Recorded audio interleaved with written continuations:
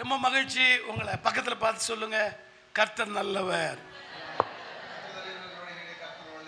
கர்த்தர் நல்லவர்.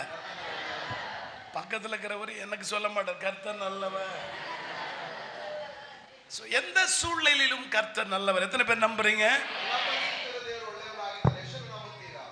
பிரியமானவர்களே, ஒரு வயதான பெரியவரும் ஒரு சின்ன வாலிப தம்பியும் ஆளுக்கு ஒரு செடியை வாங்கிட்டு வந்திருக்காங்க.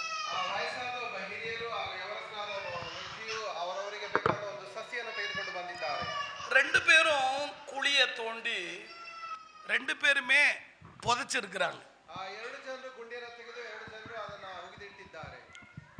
பெரியவரும் செடிக்கு தண்ணி ஊத்தி இருக்கிறாரு, இந்த வாலிப தம்பியும் செடிக்கு தண்ணி ஊத்தி இருக்கிறாரு.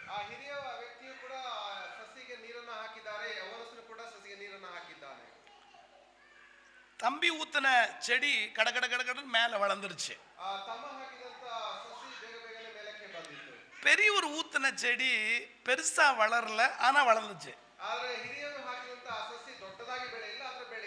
திடீர்னு இன்னைக்கு மழை வந்த மாதிரி மழையும் புயல் வரும்போது அந்த புயல்ல அந்த தம்பி நட்ட செடி ಬೇರೋಡ ಪುಡಿಗಿಟ್ಟು ಪೋಯಿಡ್ಚಿ.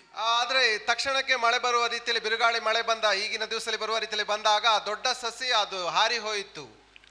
பெரியவருடைய செடி அப்படியே இருக்குது. ಆದ್ರೆ ಹಿರಿಯರು ನಟಂತ ಸಸಿ ಅದೇ ರೀತಿಯಾಗಿತ್ತು. அந்த வாலிப தம்பிக்கு ஆச்சரியமா போச்சு. ಆ ಯವನಸ್ಥನಾದ ಮಗನಿಗೆ ಬಹಳ ಆಶ್ಚರ್ಯಕರವಾಯಿತು. அவர் நட்ட மாதிரி தானே நானும் நட்டேன், ಅವರು ನಟ್ಟ ರೀತಿಯಲ್ಲಿ ನಾನು ನೆಟ್ಟೆನು. அவர் தண்ணி ஊத்துன மாதிரி தானே நானும் ஊத்துனேன், ಅವರು ನೀರು ಹಾಕಿದ ರೀತಿಯಲ್ಲಿ ನಾನು ನೀರು ಹಾಕಿದೆ. அவரை விட என்னோட செடி நல்லா தான் வளர்ந்துருச்சு, ಅವರಕ್ಕಿಂತ ನನ್ನ ಸಸಿ ಚೆನ್ನಾಗಿ ಬೆಳೆದಿತ್ತು. ஆனா அந்த புயல் காத்துக்கும் மழைக்கும் என் செடி வேரோடு பிடிங்கிட்டு போயிடுச்சு. ಆದ್ರೆ ಆ ಬಿರುಗಾಳಿಗೂ ಆ ಮಳೆಗೂ ನನ್ನ ಸಸಿ ಬೇರೆ ಸಹಿತವಾಗಿ ಹಾರಿ ಹೋಯಿತು. அந்த பெரியவர்கிட்ட போய் இதனோட ரீசனை கேட்கணும்னு போனேன். ಆತನ ಹಿರಿಯರ ಬಳಿಗೆ ಹೋಗಿ ಅದರ ಕಾರಣವೇನು ಎಂಬುದಾಗಿ ಕೇಳಬೇಕು ನೆನೆಸಿದನು. பெரியவர்கிட்ட போன உடனே, ஐயா இந்த இந்த என்னுடைய செடி வேரோட பிடுங்கிருச்சே, உங்க செடி அப்படியே இருக்குது, எப்படி உங்க செடி மட்டும் அப்படியே இருக்குதுன்னு கேட்டார். ಅವರು ಆ ಹಿರಿಯರ ಹತ್ರ ಹೋಗಿ ಕೇಳಿದ್ರು, ಅಯ್ಯ ನನ್ನ ಗಿಡ ಹಾರಿ ಹೋಯ್ತು ಬೇರು ಸಹಿತ ಆಗಿ, ಆದ್ರೆ ನಿಮ್ಮ ಗಿಡ ಚೆನ್ನಾಗಿ ಇನ್ನೂ ಇದೆಯಲ್ಲ, ಯಾಕೆ ಆ ರೀತಿಯಾಗಿ ಆಯ್ತು ಎಂಬುದಾಗಿ ಕೇಳಿದ್ರು. அப்ப அந்த பெரியவர் சொன்னாரு, ಆಗ ಹಿರಿಯರು ಹೇಳಿದ್ರು, எப்ப நீ அதுக்கு தேவையானதை கொடுத்துக்கிட்டே இருந்த, ಅವರು ಹೇಳಿದ್ರು, ನೀನು ಅದಕ್ಕೆ ಅಗತ್ಯವಿರೋದನ್ನ ಕೊಡುತ್ತಲೇ ಇದ್ದೀಯಾ, தண்ணி ஊத்திக்கிட்டே இருந்த, ನೀರು ಹಾಕುತ್ತಲೇ ಇದ್ದೀಯಾ, அதனால அது வேகமா வளர்ந்துச்சு, ಅದರಿಂದ ಅದು ಬೇಗನೆ ಬೆಳೆಯಿತು. ஆனா அது சரியா வேர் விடல, ಆದ್ರೆ ಅದು ಚೆನ್ನಾಗಿ ಬೇರು ಬಿಡ್ಲಿಲ್ಲ, வேர் ஆழமா விட முடியல, ಬೇರು ಆಳವಾಗಿ ಬಿಡ್ಲಿಕ್ಕೆ ಸಾಧ್ಯವಾಗಲಿಲ್ಲ. ஆனா நான் அப்படி தண்ணி ஊத்தல, ಆದ್ರೆ ನಾನು ಆ ರೀತಿಯಾಗಿ ನೀರು ಹಾಕಲಿಲ್ಲ. நான் ஒரு வாரத்துக்கு ஒரு முறை, ಒಂದು ವಾರಕ್ಕೆ ಒಂದು ಬಾರಿ, 10 நாளைக்கு ஒரு முறை, 10 ದಿವಸಕ್ಕೆ ಒಂದು ಬಾರಿ அப்படி தண்ணி ஊத்துறதுனால ಆ ರೀತಿಯಾಗಿ ನೀರು ಹಾಕಿದ್ದರಿಂದ அந்த தண்ணி வேணும்னு மத்த நாள்ல வேர் ஆழமா விட ஆரம்பிச்சு. ಅದು ನೀರು ಹಾಕದೇ ಇರುವ ಬಾಕಿ ದಿವಸದಲ್ಲಿ ಬೇರು ಆಳವಾಗಿ ಹೋಗ್ಲಿಕ್ಕೆ ಸಾಧ್ಯವಾಯಿತು. பூமியை பற்றி பிடிச்சிருச்சு, ಅದು ಭೂಮಿಯನ್ನು ಗಟ್ಟಿಯಾಗಿ ಹಿಡಿಯಿತು. அதனாலதான் அந்த புயலுக்கும் மழைக்கும் தாங்குச்சுன்னு சொன்னார். ಆದ್ದರಿಂದ ಆ ಬಿರುಗಾಳಿಗೂ ಮಳೆಗೂ ಅದು ತಡೆದುಕೊಂಡಿತು ಎಂಬುದಾಗಿ ಹೇಳಿದರು. சில நேரம் தேவன் நம்முடைய வாழ்க்கையில ஒரு இடைவேளையை விடுகிறார். ಕೆಲವು ಸಂದರ್ಭಗಳಲ್ಲಿ ದೇವರು ನಮ್ಮ ಜೀವಿತದಲ್ಲಿ ಕಾಲದಲ್ಲಿ ಕೆಲವು ಸಂದರ್ಭವನ್ನು ಬಿಟ್ಟು ಬಿಡುತ್ತಾರೆ. இன்றைக்கு என்னுடைய செய்தியினுடைய தலைப்பு இதை சார்ந்துதான் இருக்கும். ನನ್ನ ಈ ಹಗಲಿನ ವೇಳೆಯ ಉಪದೇಶದ ಒಂದು ಪ್ರಸಂಗದ ತಲೆಗಟ್ಟು ಇದನ್ನ ಸೇರಿ ಇರುವಂತದ್ದಾಗಿದೆ. இடைவேளை, அந்த இன்டர்வல் ரொம்ப ரொம்ப முக்கியம் பிரியமானவர்களே. ಆ ಮಧ್ಯ ಬಿಡುವಿನ ಸಮಯ ಎಂಬುದು ಬಹಳ ಪ್ರಾಮುಖ್ಯವಾಗಿದೆ. 11 மாசமும் நீங்க எப்படி இருந்தீங்க, எப்படி வாழ்ந்தீங்க, எப்படி ஜெபிச்சீங்க, எப்படி வேதம் வாசித்தீங்கன்னு அது உங்களுக்கு தெரியும். ಈ 11 ತಿಂಗಳು ಈ ವರ್ಷದ ದಿವಸಗಳಲ್ಲಿ ನೀವು ಯಾವ ರೀತಿಯಾಗಿ ಇದ್ದರ, ಜೀವಿಸಿದಿರ, ಪ್ರಾರ್ಥನೆ ಮಾಡಿದಿರ, ವಾಕ್ಯಗಳನ್ನು ಓದಿದಿರ ಎಂಬುದಾಗಿ ನೀವು ತಿಳಿದುಕೊಂಡಂತವರಾಗಿದ್ದೀರಾ. 12வது மாதம் முதல் தேதியில நான் உங்களுக்கு சொல்றேன், ಈ 12ನೇ ತಿಂಗಳಿನ ಮೊದಲನೇ ದಿವಸದಲ್ಲಿ ನಾನು ನಿಮಗೆ ಹೇಳುವಂತವನಾಗಿದ್ದೇನೆ. இந்த மாசம் முழுவதும் நீங்க கர்த்தரை துதித்து கொண்டே இருங்க. ಈ ತಿಂಗಳಿನ ಪ್ರತಿಯೊಂದು ದಿವಸವೂ ನೀವು ದೇವರನ್ನು ಸ್ತುತಿಸುತ್ತಲೇ ಇರಿ, நன்றி செலுத்திக்கிட்டே இருங்க, ಕೃತಜ್ಞತೆಯನ್ನು ಹೇಳುತ್ತಲೇ ಇರಿ.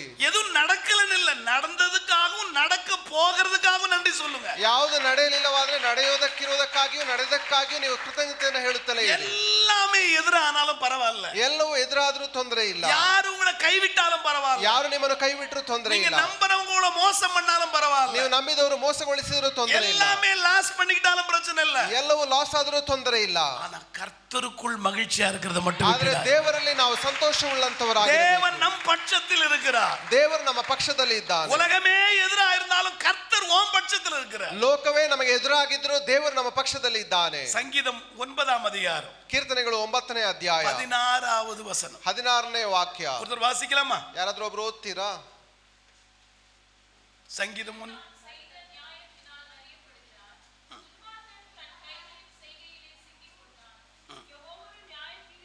இல்ல இல்ல இல்ல இல்ல இருமா, முழுசா இல்ல இல்ல, அந்த வசனத்தையே கரெக்டா வாசிமா.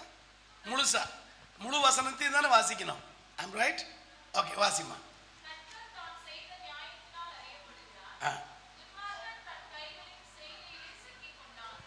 அப்படிதான் வசனம் இருக்குதா இல்ல அதுக்கு மேல ஏதாவது இருக்கா?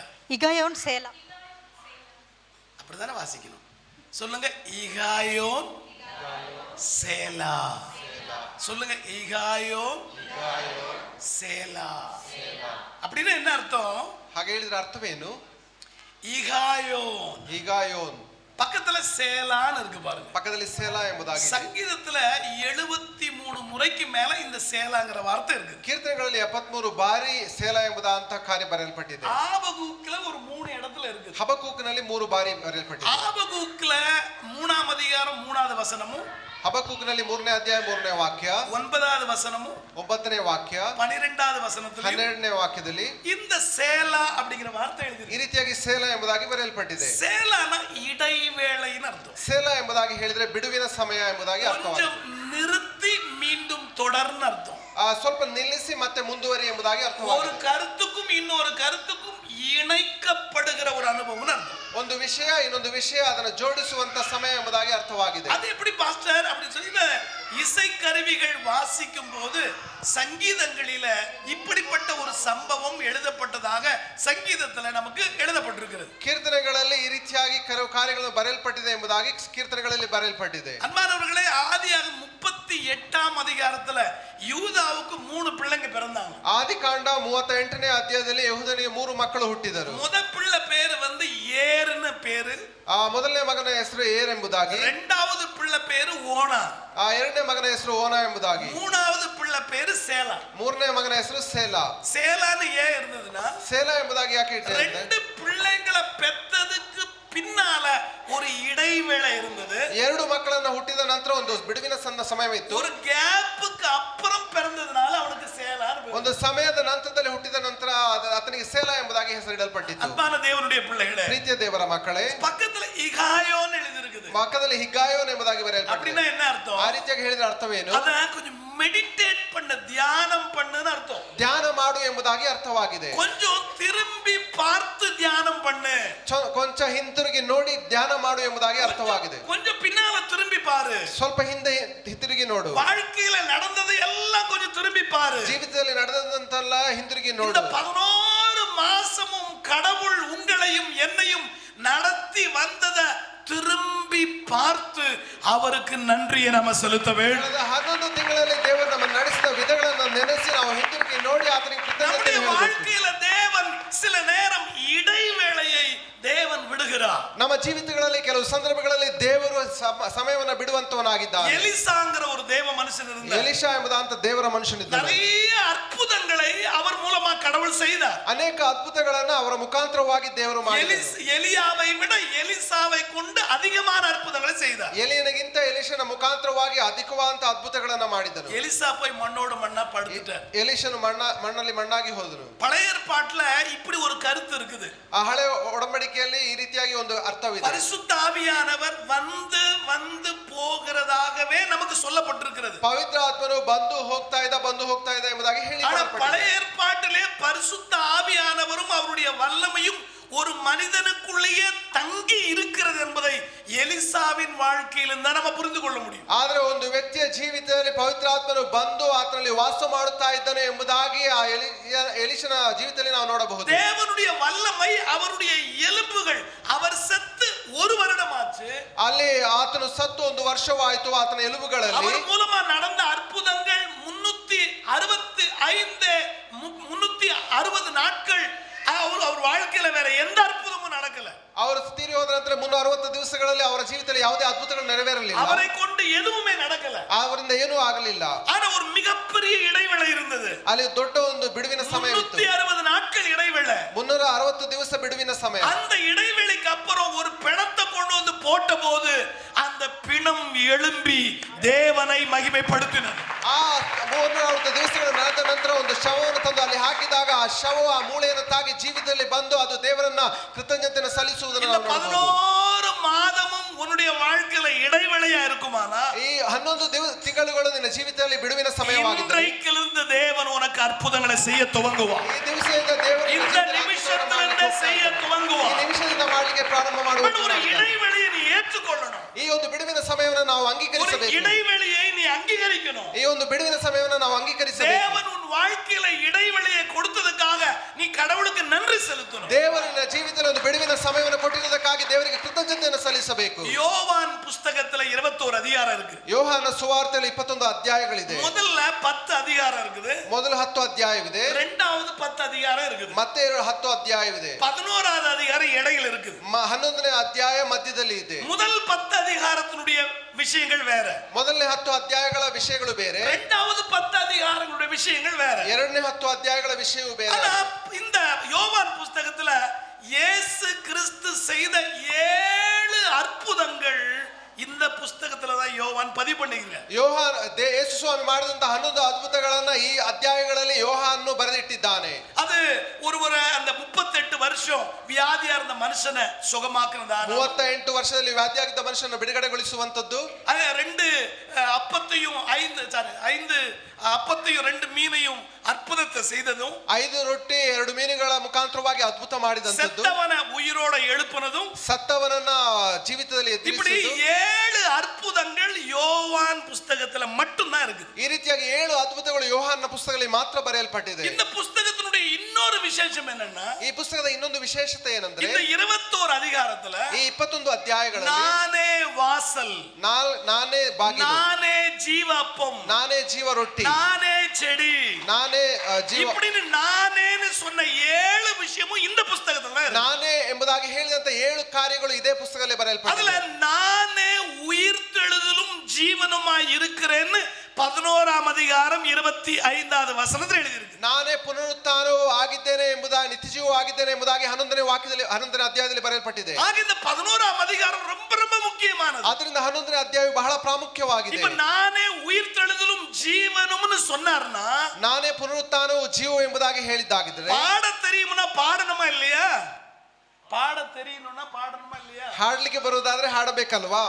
ஆட தெரியும்னா ஆடி காட்டணும் இல்லையா? ಆಟ ಆಡ್ಲಿಕ್ಕೆ ಬರುವುದಾದ್ರೆ ಆಟವಾಡಿ சண்டை ತೋರಿಸಬೇಕು. போட தெரியும்னா சண்டை போடணுமா இல்லையா? ಜಗಳ ಆಡ್ಲಿಕ್ಕೆ ಬರುವುದಾದ್ರೆ ಜಗಳವಾಡಿ நல்ல ತೋರಿಸಬೇಕು. கிரிக்கெட் ஆட தெரியும்னா ஆடி காட்டணுமா இல்லையா? ಒಳ್ಳೆ ಕ್ರಿಕೆಟ್ ಆಡ್ಲಿಕ್ಕೆ ಬಂದ್ರೆ இப்ப ஆண்டவர் 7வது முறையா சொல்றார், நானே உயிர்த்தெழுதலும் ஜீவனும்னு லாசருவை மரித்தவனை உயிரோடு எழுப்பி காட்டுகிற ஒரு அனுபவம் இந்த அதிகாரத்துல இருக்கு. ನಾನೇ ಪುನರುತ್ಥಾನವೂ ಜೀವವಾಗಿದ್ದೇನೆ ಎಂಬುದಾಗಿ ಹೇಳಿದಂತ ಆತನೇ ಆತನು ಲಾಜರನು ಸತ್ತಂತ ಲಾಜರನ ಜೀವಿತನಾಗಿ ಆತನು ಎಬ್ಬಿಸ್ತಾ ಇದ್ದಾನೆ. அன்பான தேவனுடைய பிள்ளைகளே, ಪ್ರೀತಿಯ ದೇವರ ಮಕ್ಕಳೇ, இந்த 11ஆம் அதிகாரத்துல லாசருவும் மரியாளும் மார்த்தாளும் பெத்தானியா அப்படிங்கிற ஒரு இடத்துல இருக்கிறாங்க. ಇಲ್ಲಿ ನಾವು 11ನೇ ಅಧ್ಯಾಯದಲ್ಲಿ ನೋಡುವಂತವರಾಗಿದ್ದೇವೆ. ಮಾರ್ತಳು, ಲಾಜರನು, ಮರಿಯಳು ಬೆಥಾನಿಯ ಎಂಬುದಾದಂತ ಪಟ್ಟಣದಲ್ಲಿದ್ದಾರೆ. பெத்தானியாவுல ஆண்டவரால நேசிக்கப்பட்டவன் லாசரு. ಬೇತಾನ್ಯ ಎಂಬುದಾಗಿ ಹೇಳೋದು ದೇವರಿಂದ ಪ್ರೀತಿಸಲ್ಪಟ್ಟಂತವರು ವಾಸಿಸುವಂತ ಜಾಗ. அந்த வசனத்தை எல்லாம் நீங்க பாத்தீங்கன்னா, ಆ ವಾಕ್ಯಗಳನ್ನೆಲ್ಲ ನಾವು ನೋಡುವುದಾದ್ರೆ வசனம் சொல்லுகிறது, ವಾಕ್ಯ ಹೇಳುತ್ತದೆ, ஜனங்க வந்து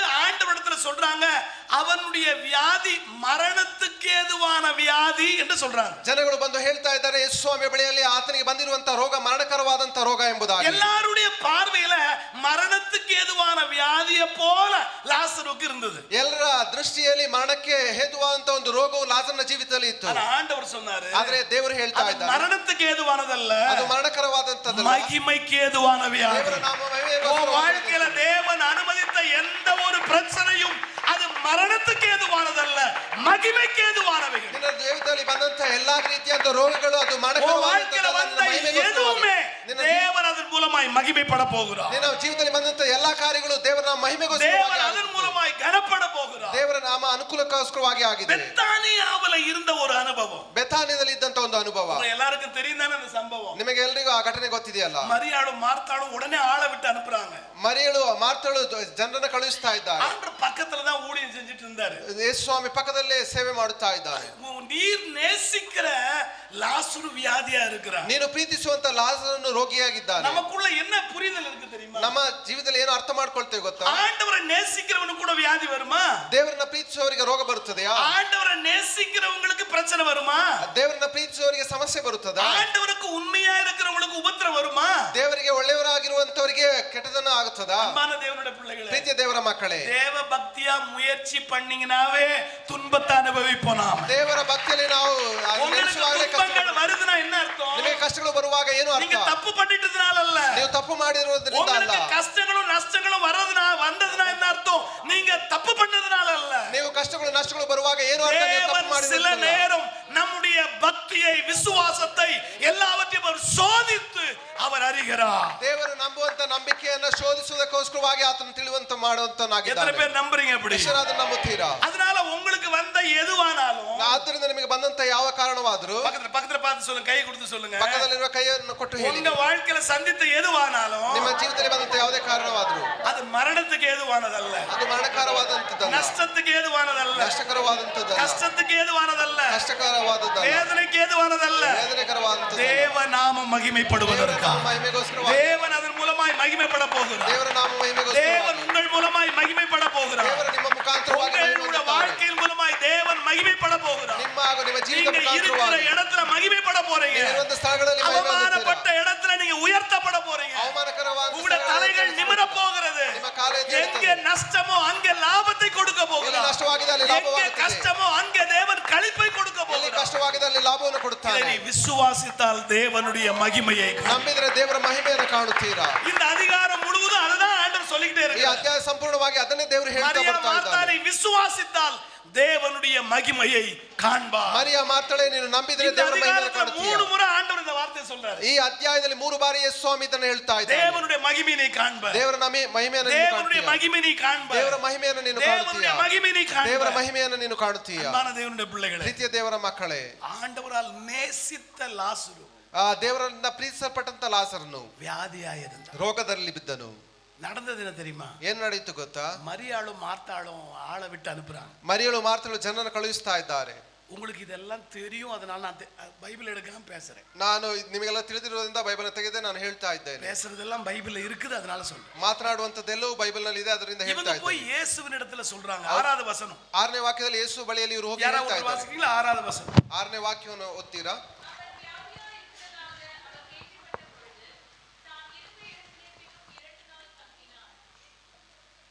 ಕನ್ನಡಾಲ. ಆದರೂ ಲಾಜರನು ಅಸ್ವಸ್ಥನಾಗಿದ್ದಾನೆಂದು ಆತನು ಕೇಳಿದ ಮೇಲೆ 2 ದಿನ ಆತನು ಅದೇ ಸ್ಥಳದಲ್ಲಿ ನಿಂತನು.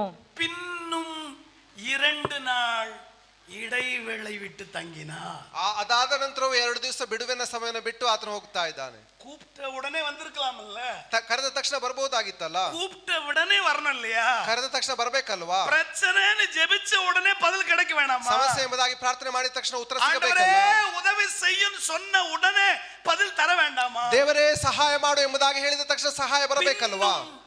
2 நாள் சேலா இடைவேளை ಗ್ಯಾಪ್ இருந்தது. ಮತ್ತೆ 2 ದಿವಸ ಅಲ್ಲಿ ಸೇಲಾ ಬಿಡುವಿನ ಸಮಯ ಗ್ಯಾಪ್ ಇತ್ತು ಎಂಬುದಾಗಿ ನಾವು ನೋಡಬಹುದು. சரி, இவர் எங்க தங்கினாரு? ಇಲ್ಲಿ ಅವರು ಎಲ್ಲಿ ತಂಗಿದ್ದಾರೆ? 10ஆம் அதிகாரம் 40வது வசனம். 10ನೇ ಅಧ್ಯಾಯ 40ನೇ ವಾಕ್ಯ. யோர்தானுக்கு அக்கறையிலே முந்தி யோவான் ஞான ஸ்நானம் கொடுத்த அப்பா ஆண்டவர் இப்ப என்ன பண்றாரு? ಯೇಸು ಸ್ವಾಮಿ ಏನು ಮಾಡ್ತಾ ಇದ್ದಾನೆ? யோர்தானுக்கு அக்கறையில முன்னே யோவான் ஞான ஸ்நானம் கொடுத்த இடத்துல போய் தங்கிட்டார். ಯೋರ್ದಾನ್ನ ಹೊಳೆ ಆಚೆ ಯೋಹಾನು ಮೊದಲು ಸ್ನಾನ ಮಾಡಿಸುತ್ತಿದ್ದ ಸ್ಥಳಕ್ಕೆ ತಿರುಗಿ ಹೋಗಿ ಅಲ್ಲಿ ಇದ್ದನು. எங்க பிரச்சனைன்னு கூப்பிடும்போது வந்து உதவி செய்ய வேணாமா? ಸಮಸ್ಯೆ ಎಂಬುದಾಗಿ ಕರೆದಾಗ ಬಂದು ಸಹಾಯ ಮಾಡಬೇಕಲ್ವಾ? கூப்பிட்ட இடத்தை விட்டு இவர் இன்னும் தாண்டி போறாரு. ಇವರು ಕರೆದ ಸ್ಥಳವನ್ನು ಬಿಟ್ಟು ಇನ್ನು ದೂರಕ್ಕೆ ಹೋಗುತ್ತಾ ಇದ್ದಾರೆ. அவர் எந்த இடத்துல தங்கினார் தெரியுமா? ಅವರು ಎಲ್ಲಿ ತಂಗಿದ್ರು ಗೊತ್ತಾ? இதுதான் என்னுடைய செய்தியின் தலைப்பா உங்களுக்கு நான் சொல்ல போறேன். ಇದೇ ನನ್ನ ಉಪದೇಶದ ಪ್ರಸಂಗದ ತಲೆಗಟ್ಟಾಗಿ இவ்வளவு நேரம் பேசலையான்னு கேட்க கூடாது. ಇಷ್ಟೊತ್ತು ಮಾತನಾಡಲಿಲ್ಲವಾ ಎಂಬುದಾಗಿ ಕೇಳಬಾರದು. வாசிக்கலாமா? 1:28 யோவான் 1:28. ಯೋಹಾನ ಸುವಾರ್ತೆ 1ನೇ ಅಧ್ಯಾಯ 28ನೇ ವಾಕ್ಯ. இவைகளை யோர்தானுக்கு அக்கறையில் யோவான் ஞான ஸ்நானம் கொண்டிருந்த இடத்திற்கு திரும்பி போய் பெத்தா பராவிலே நடந்தது. இயேசு கிறிஸ்து தங்கின இடம் பெத்தா பரா. சொல்லுங்க. எல்லாரும் சேர்ந்து சொல்லுங்க. பெத்தா பரா. ಬೆತ್ತಾ ಬರ. பெத்தா பரா. ಬೆತ್ತಾ ಬರ. கன்னடால என்ன இருக்கு? ಬೆತಾನ್ಯ. ಬೆತಾನ್ಯ. ಬೆತಾನ್ಯ. பெத்தானந்தே இது. ஓகே. பக்கத்துல பார்த்து சொல்லுங்க. பெத்தா பரா. ಬೆತ್ತಾ ಬರ. சொல்லுங்க இன்னொரு முறை. ಬೆತ್ತಾ ಬರ. எங்க எங்க இந்த பிரச்சனை எங்க? ಸಮಸ್ಯೆ ಎಲ್ಲಿ? பிரச்சனை எந்த ஊர்ல? ಸಮಸ್ಯೆ ಎಲ್ಲಿದೆ? சொல்லுங்க ஐயா. ಬೆತಾನ್ಯ. பிரச்சனை எங்க? பெத்தானியா. ಸಮಸ್ಯೆ ಎಲ್ಲಿ? இவர் ಬೆತಾನ್ಯ. தங்கின இடம் எங்க? ಇವರು ಇದ್ದ ಸ್ಥಳ ಎಲ್ಲಿ? பெத்தாபரா. ಬೆತ್ತಾ ಬರ. பெத்தானியா உங்களுக்கு தெரியும். ಬೆತಾನ್ಯ ನಿಮಗೆ ಗೊತ್ತಿದೆ? பெத்தாபரா தெரியுமா? ಬೆತ್ತಾ ಬರ ನಿಮಗೆ ಗೊತ್ತಿದೆಯಾ? பெத்தானியாவுல பிரச்சனை. ಬೆತಾನ್ಯದಲ್ಲಿ ಸಮಸ್ಯೆ. பெத்தானியாவுல குழப்பம். ಬೆತಾನ್ಯದಲ್ಲಿ ತೊಂದರೆ. பெத்தானியாவுல இழப்பு. ಬೆತಾನ್ಯದಲ್ಲಿ ಕೆಳಗಡೆ ಹೋಗಿದೆ. பெத்தானியாவுல கண்ணீர். ಬೆತಾನ್ಯದಲ್ಲಿ ಬಹಳ ಕಷ್ಟ. பெத்தானியாவுல வேதனை. ಬೆತಾನ್ಯದಲ್ಲಿ ವೇದನೆ. பெத்தானியாவுல போராட்டம். ಬೆತಾನ್ಯದಲ್ಲಿ ಹೋರಾಟ. ஆனா ஆண்டவர் பெத்தானியாவுக்கு வராம பெத்தாபராவுக்கு போனார். ಆದ್ರೆ ದೇವರು ಬೆತಾನ್ಯಕ್ಕೆ ಬರದೆ ಬೆತ್ತಾ ಬರಕ್ಕೆ ಹೋಗ್ತಾ ಇದ್ದಾರೆ. இந்த பெத்தாபராவுடைய ஸ்பெஷல் என்ன தெரியுமா? ಬೆತ್ತಾ ಬರದ ಸ್ಪೆಷಾಲಿಟಿ ಏನು ಗೊತ್ತಾ? இங்கேதான் இயேசு கிறிஸ்து ஞான ஸ்நானம் எடுத்த இடம். ಯೇಸು ಸ್ವಾಮಿ ಅಲ್ಲಿ ದೀಕ್ಷಾ ಸ್ನಾನವನ್ನು ತೆಗೆದುಕೊಂಡಂತ ಸ್ಥಳ. பிதாவாகிய தேவனும் ತಂದೆ ಆದಂತ ದೇವರು, பரிசுத்த ஆவியாகிய தேவனும் ಪವಿತ್ರಾತ್ಮನಾದಂತ ದೇವರು, குமாரனாகிய தேவனும் ಮಗನಾದ ದೇವರು ஒன்றாக இணைக்கப்பட்ட ஒரு இடம் இது. ಒಂದಾಗಿ ಸೇರಲ್ಪಟ್ಟಂತ ಒಂದು ಸ್ಥಳ. பிதாவாகிய தேவன் குமாரனை பார்த்து, ತಂದೆ ಆದಂತ ದೇವರು ಮಗನನ್ನು ನೋಡಿ, நீ என் நேசகுமாரன், இவர் என் நேசகுமாரன், இவரில் பிரியமா இருக்கிறேன் என்று சாட்சி கொடுத்த இடம் பெத்தாபரா. ಈತನು ನನ್ನ ಮೆಚ್ಚಿನ ಮಗನು, ಈತನನ್ನ ನಾನು ಮೆಚ್ಚಿದ್ದೇನೆ ಎಂಬುದಾಗಿ ಸಾಕ್ಷಿ ಕೊಟ್ಟಂತ ಸ್ಥಳ. அன்பான தேவனுடைய பிள்ளைகளே, ಪ್ರೀತಿಯ ದೇವರ ಮಕ್ಕಳೇ, உங்க வாழ்க்கையில தேவன் தாமதிக்கிறார் என்றால், ನಿಮ್ಮ ಜೀವಿತಗಳಲ್ಲಿ ದೇವರು ತಾಮಸ ಮಾಡುವುದಾಗಿದ್ದರೆ, தள்ளி நிற்கிறார் என்றால், ತಳ್ಳಿ ನಿಲ್ಲುವಂತದ್ದಾಗಿದ್ದರೆ, தனித்து போகிறார் என்றால், ಒಬ್ಬಂಟಿಗನಾಗಿ அது ಹೋಗುವಂತದ್ದಾಗಿದ್ದರೆ, பெத்தாபராவின் அனுபவம். ಅದು ಬೆತ್ತಾ ಬರದ ಒಂದು ಅನುಭವ. 11 மாசம் வாழ்க்கையில எதுவுமே நடக்கலையா? ಈ 11 ತಿಂಗಳು ನಿಮ್ಮ ಜೀವಿತದಲ್ಲಿ ಏನು ನಡೆಯಲಿಲ್ವಾ? ஆண்டவர் தள்ளி போனது போல இருக்கிறாரா? ದೇವರು ದೂರ ಹೋದ ರೀತಿಯಲ್ಲಿ ಇದೆಯಾ? உன்னை விட்டுட்டு கைவிட்ட மாதிரி இருக்கா? ನಿನ್ನ ಕೈ ಬಿಟ್ಟ ರೀತಿಯಲ್ಲಿ ಇದೆಯಾ? பிரச்சனைக்கு வந்து தீர்வு சொல்லாம பிரச்சனை விட்டு ஓடுற மாதிரி இருக்கா? ಸಮಸ್ಯೆ ಬಗ್ಗೆ ಹೇಳಿದಾಗ ಸಮಸ್ಯೆ ಬಿಟ್ಟು ದೂರ ಹೋದ ರೀತಿಯಲ್ಲಿ ಇದೆಯಾ? பெத்தாபராவில நீங்க இருக்கிறீங்கன்னா, ಬೆತ್ತಾ ಬರದಲ್ಲಿ ನೀವು ಇರುವುದಾದ್ರೆ, பெத்தாபராவில நீங்க அந்த அனுபவத்தை பெறீங்கன்னா, ಬೆತ್ತಾ ಬರದ ಅನುಭವ ನೀವು ಹೊಂದಿಕೊಳ್ಳುವುದಾದ್ರೆ, நீங்க மிகவும் பிரியமானவர்கள். ನೀವು ಬಹಳ ಪ್ರೀತಿಯುಳ್ಳಂತವರಾಗಿದ್ದೀರಾ. ஆண்டவர் பிரியமானவர்களுக்கு தான் இந்த பெத்தாபராவின் அனுபவத்தை தருகிறார். ದೇವರು ತನ್ನನ್ನು ಪ್ರೀತಿಸುವವರಿಗೆ ಮಾತ್ರ ಈ ಬೆತ್ತಾ ಬರದ ಅನುಭವವನ್ನು ನೀಡುವಂತವರಾಗಿದ್ದಾನೆ. நியாயாதிபதிகளின் புத்தகம் 7ஆம் அதிகாரம் 24வது வசனம். ನ್ಯಾಯಸ್ಥಾಪಕರ ಪುಸ್ತಕ 7ನೇ ಅಧ್ಯಾಯ 24ನೇ ವಾಕ್ಯ வாசிக்கிறீங்களா? ಇದಲ್ಲದೆ ಗಿದ್ಯೋನನು ಎಫ್ರಾಯಿಂ ಪರ್ವತ ಪ್ರದೇಶಗಳಿಗೆ ದೂತರನ್ನು ಅಟ್ಟಿ ಅಲ್ಲಿನವರಿಗೆ, ನೀವು ಮಿದ್ಯಾನ್ಯರಿಗೆ ವಿರೋಧವಾಗಿ ಹೊರಟು ಅವರು ಬೆತ್ತಾಬರದ ವರೆಗಿರುವ ಪ್ರವಾಹಗಳನ್ನು ಯೋರ್ದಾನು ಹೊಳೆಯನ್ನು ದಾಟಿ ಹೋಗುವಂತೆ ಅಡ್ಡಗಟ್ಟಿರಿ ಎಂದು ಹೇಳಿದನು. ಆಗ ಎಫ್ರಾಯಿಮರೆಲ್ಲರೂ ಬೆತ್ತಾಬರದ ವರೆಗಿರುವ ಪ್ರವಾಹಗಳಿಗೆ, யோர்தானுக்கு பக்கத்துல இந்த பெத்தாபரா இருந்தது. ಯೋರ್ದಾನ್ನ ಪಕ್ಕದಲ್ಲಿ ಈ ಬೆತ್ತಾ ಬರ ಇದೆ. கிதியோன் இந்த பெத்தாபராவிலே அவன் தங்கி இருந்தான். ಈ ಗಿದ್ಯೋನ್ ಬೆತ್ತಾ ಬರದಲ್ಲಿ ಆತನು ತಂಗಿದ್ದನು. இந்த பெத்தாபரா பழைய ஏற்பாட்டுக்குள்ள இருந்தது. ಈ ಹಳೆಯ ಒಡಂಬಡಿಕೆಯಲ್ಲಿ ಬೆತ್ತಾ ಬರ ಇದೆ. இந்த பெத்தாபரா அப்படின்னா என்ன அர்த்தம்? ಬೇತ್ ಬಾರ್ ಎಂಬುದಾಗಿ ಹೇಳಿದ್ರೆ ಅರ್ಥವೇನು?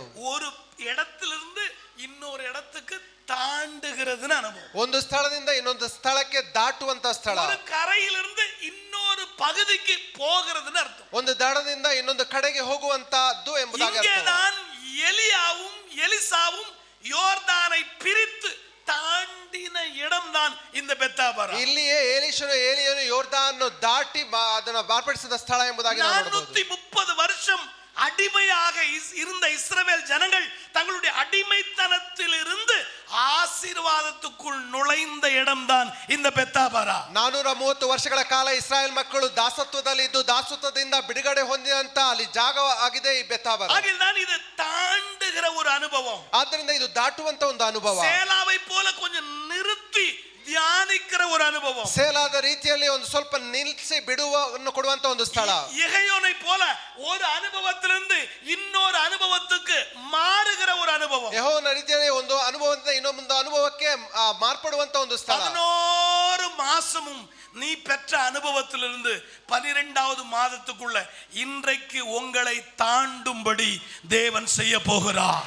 11 ತಿಂಗಳುಗಳಲ್ಲಿ ನೀವು ನಡೆಸುವಂತ ಎಲ್ಲಾ ಕಾರ್ಯಗಳಿಂದ ದೇವರು ನಿನ್ನನ್ನು ದಾಟಿಸುವಂತ ಒಂದು ದಿವಸ ಸ್ಥಳವಾಗಿದೆ. ஆசீர்வதிக்க வேண்டும் என்று தேவன் விரும்புகிறார். ನಿಮ್ಮನ್ನು ಆಶೀರ್ವದಿಸಬೇಕು ಎಂಬುದಾಗಿ ದೇವರು ಬಯಸುವಂತವನಾಗಿದ್ದಾನೆ. பெத்தாபராவின் அனுபவத்தில் இல்ல, தேவன் உங்களை மகத்துவ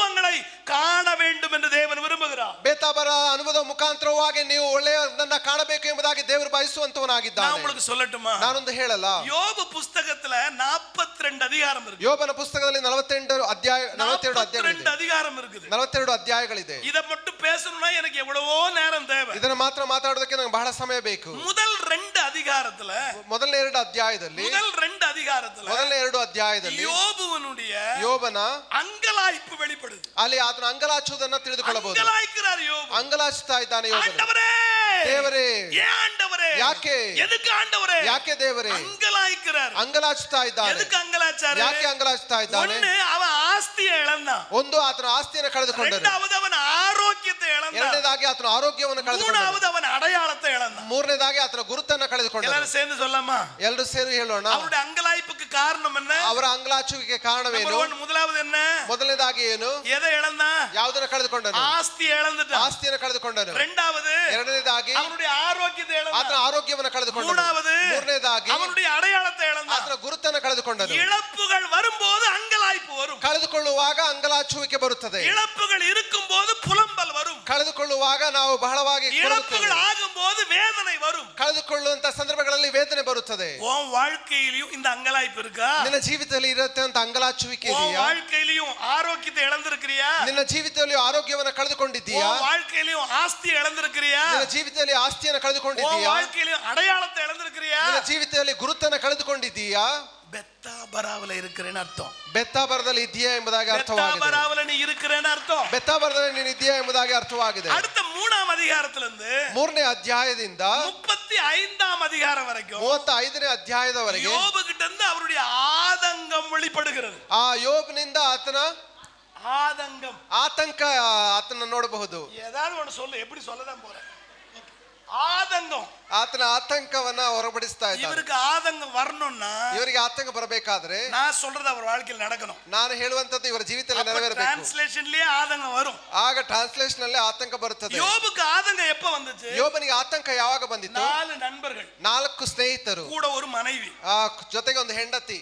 நண்பர்கள் எல்லாம் ஆறுதல் படுத்துவாங்க நினைச்சா, ಸ್ನೇಹಿತರೆಲ್ಲ ಆತನ ಆರೈಕೆ ಮಾಡಿಸ್ತಾರೆ ಎಂಬುದಾಗಿ உதவி ನೋಡಿದ್ರೆ, செய்வாங்க நினைச்சா, ಸಹಾಯ ಮಾಡುತ್ತಾರೆ ಎಂಬುದಾಗಿ ஒரு ನೆನೆಸಿದ್ರೆ, நண்பன் இங்கிருந்து ஈட்டி எறியறான், ಒಬ್ಬ ಸ್ನೇಹಿತನು ಇಲ್ಲಿಂದ ಈಟಿಯನ್ನು இன்னொரு ಎಸೆಯುತ್ತಾ நண்பன் ಇದ್ದಾನೆ. இன்னொரு ஈட்டி எறியறான், ಇನ್ನೊಂದು ಸ್ನೇಹಿತನು ಇನ್ನೊಂದು ಈಟಿಯನ್ನು ಎಸೆಯುತ್ತಾ இன்னொரு ಇದ್ದಾನೆ. நண்பன் இன்னொரு ஈட்டி எறியறான், ಇನ್ನೊಂದು ಸ್ನೇಹಿತನು ಇನ್ನೊಂದು ಈಟಿಯನ್ನು ಎಸೆಯುತ್ತಾ நாலாவது ಇದ್ದಾನೆ. நண்பன் அப்படி நேரா குத்துறான். 4ನೇ ಸ್ನೇಹಿತನು ನೇರವಾಗಿ ಗುದ್ದುತ್ತಾ ಇದ್ದಾನೆ. இதெல்லாம் பத்தாதுன்னு ಇದನ್ನ ಎಲ್ಲವ ಸಾಕಾಗದೆ கூடவே இருக்கிற மனைவி சொல்ற செத்து போயா, ಆ ಜೊತೆಗಿರುವ ಹೆಂಡತಿ ಹೇಳ್ತಾರೆ, ನೀನು செத்து ಸತ್ತು போய் ಹೋಗು. உன்னை கட்டது கட்டாம இருந்திருக்கலாம், ನಿನಗನ್ನ ಮದುವೆ ಆಗದಂತ ಮದುವೆ ಆಗದೆ உன் ಇರಬಹುದು. கூட வாழ்றதை விட வாழாம இருக்கலாம், ನಿನ್ನ ಜೊತೆಗೆ ಜೀವಿಸುವುದಕ್ಕಿಂತ ಜೀವಿಸದೇ உனக்கு ಇರಬಹುದು. கழுத்தை நீட்டதை விட நீட்டாம இருந்திருக்கலாம், ನಿನಗೆ ಮಾಡುವುದಕ್ಕಿಂತ ಮಾಡದೇ ಇರಬಹುದು. உன்னை கட்டுறதுல நான் என்ன அனுபவிச்சேன், ನಿನ್ನನ್ನು ಕಟ್ಟಿದ್ರಿಂದ ನಾನು ಏನನ್ನು உன்னை ಅನುಭವಿಸಿದೆ? கட்டுறதுல நான் என்னத்த கண்டேன். ನಿನ್ನನ್ನು ಕಟ್ಟಿದ್ರಿಂದ ನಾನು ಏನನ್ನ ನೋಡಿದೆ? மனைவி சொல்ற பேசாம ஆண்டவர் தூசிட்டு செத்து போயா. ನೀನು ದೇವರನ್ನು ದೂಷಿಸಿ ಸತ್ತು ಹೋಗಿ ಎಂಬುದಾಗಿ ಹೆಂಡತಿ ಹೇಳ್ತಾ ಇದ್ದಾಳೆ. இப்போ யோபுக்குள்ள இருந்து வந்துச்சு ಈಗ ಯೋಬಿನ ಒಳಗಿಂದ ಬರ್ತಾ ಇದೆ ஆதங்கம். ಆತಂಕ.